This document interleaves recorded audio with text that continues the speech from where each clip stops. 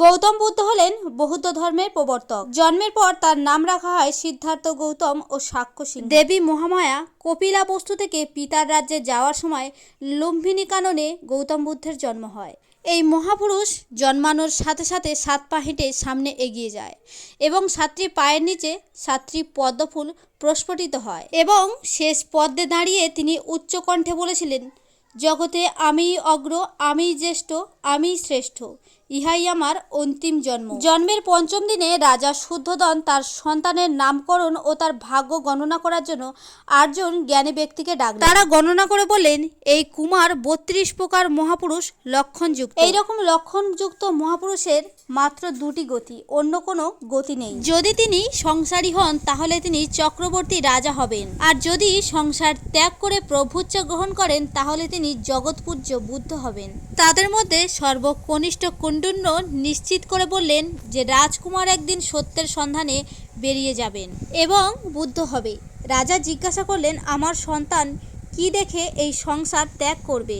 তারা উত্তরে বললেন, বৃদ্ধ, রোগা, মৃতদেহ এবং সন্ন্যাসী, এই 4 নিমিত্ত দেখে রাজকুমার সংসার ত্যাগ করবেন। তা শুনে রাজা তার মন্ত্রী ও কর্মচারীদের আদেশ দিলেন, এমন নিমিত্ত আজ থেকে যেন আমার পুত্রের সামনে যেন না পড়ে। আমি চাই না আমার পুত্র সংসার ত্যাগ করে প্রভুচ্চ গ্রহণ করুক। আমি চাই সে চক্রবর্তী রাজা হোক এবং এই রাজ্যের ভার গ্রহণ করুক। রাজা রানীর পুত্র কামনা সিদ্ধ হওয়া বা যার উদ্দেশ্যে সিদ্ধ হয়েছে, এই সব কিছু মিলিয়ে রাজা তার নাম রাখলেন সিদ্ধার্থ।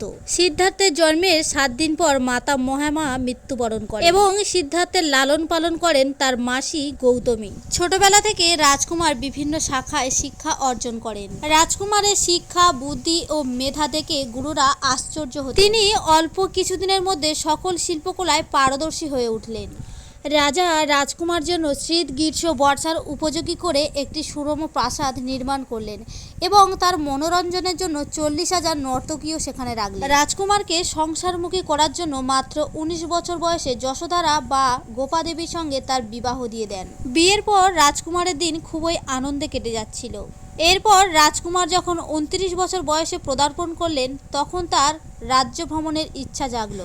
রাজকুমার সারথী ছন্দককে সাথে নিয়ে পরপর 4 দিন নগর ভ্রমণে বের হলেন। প্রথম দিন তিনি দেখতে পেলেন একজন বৃদ্ধকে, যথাক্রমে তিনি দ্বিতীয় দিন দেখতে পেলেন একজন রোগাগ্রস্ত মানুষকে এবং তৃতীয় দিন দেখতে পেলেন একজন মৃত ব্যক্তিকে 4 জন কাঁধে করে শ্মশানে নিয়ে যাচ্ছে এবং চতুর্থ দিন দেখলেন একজন সন্ন্যাসী। তিনি এই সব কিছু সম্বন্ধে সারথী ছন্দককে জিজ্ঞাসা করলেন। সারথী ছন্দক তাকে বুঝিয়ে বললেন, প্রভু, আপনিও একদিন বৃদ্ধ হবেন, আপনিও একদিন জরাগ্রস্ত হবে এবং আপনাকেও একদিন এই মৃত্যুর স্বাদ গ্রহণ করতে হবে। এটি হলো প্রত্যেক জীবের নিয়তি।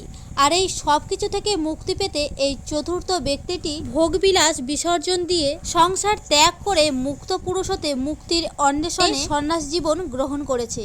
নগর ভ্রমণের পর তিনি সবসময় চিন্তিত থাকতেন। তিনি চিন্তা করলেন, এই ভোগবিলাসে মত্ত থেকে আনন্দে জীবনযাপন করলে কেউ কখনো দুঃখ থেকে মুক্তি পাবে না।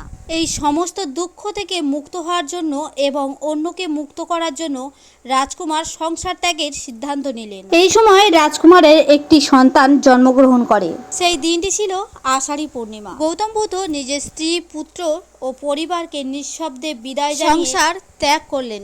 সাথে নিলে সারথী ছন্দককে। তিনি বনের অদূরে গিয়ে অশ্ব থেকে নেমে তরোয়াল দ্বারা নিজের চুল কাটলেন এবং সেই চুলটাকে হাতে নিয়ে বললেন, সত্যি যদি আমার বৌদ্ধত্ব লাভের নিশ্চয়তা থাকে তাহলে এই কেশগুলি আকাশে স্থির অবস্থায় থাকবে, নয়তো এগুলি মাটিতে পড়ে যাবে। এই কথা বলে সে আকাশে চুলটি ছেড়ে দেয় এবং চুলটি সেখানে স্থির অবস্থায় দাঁড়িয়ে থাকে। এটি দেখে তিনি নিশ্চিত হন যে তিনি বৌদ্ধত্ব লাভ করবেন। নিজের দেহ হতে সমস্ত রাজকীয় পোশাক খুলে ছন্দককে দিলেন এবং বললেন, তুমি অশ্বক্ষন্তককে নিয়ে ফিরে যাও। অশ্বক্ষন্তক রাজকুমারকে খুবই ভালোবাসত এবং রাজকুমারের বিরহে সেখানেই মৃত্যুবরণ করলো। এরপর তিনি আরারকারাম রামপ্রসাদ রুদ্ধকের আশ্রমে এবং সেখানে তিনি কিছুদিন সাধনা করার পর তিনি গয়ার অদূরে গিয়ে একা সাধনা করবেন বলে ঠিক করলেন। গয়ার অদূরে অনাহারে কঠোর সাধনার পরে তার শরীর ক্ষয়ে যায়। এই সাধনাতে তিনি ভয়, লোভ, লালসাকে অতিক্রম করে নিজের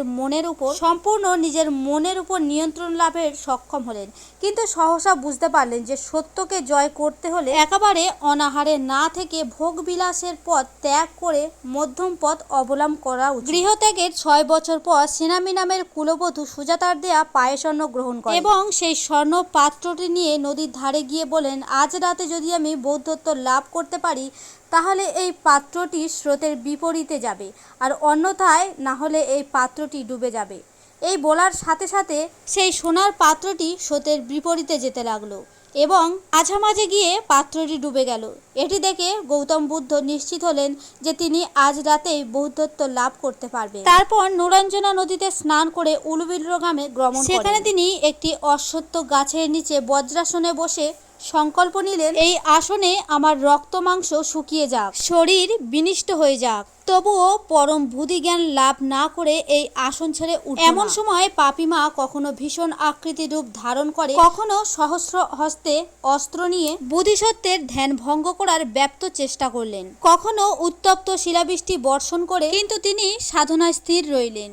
তিনি সাধনায় রত থেকে মারকে পরাজিত করে রাতের তৃতীয় জামে সর্বতৃষ্ণা ক্ষয় করে দুঃখ মুক্তি নির্বাণের জ্ঞান উপলব্ধি করে জগতে বুদ্ধ নামে খ্যাত হন। দিনটি ছিল বুধবার, বৈশাখী পূর্ণিমা তিথি। তার বয়স ছিল 35 বছর।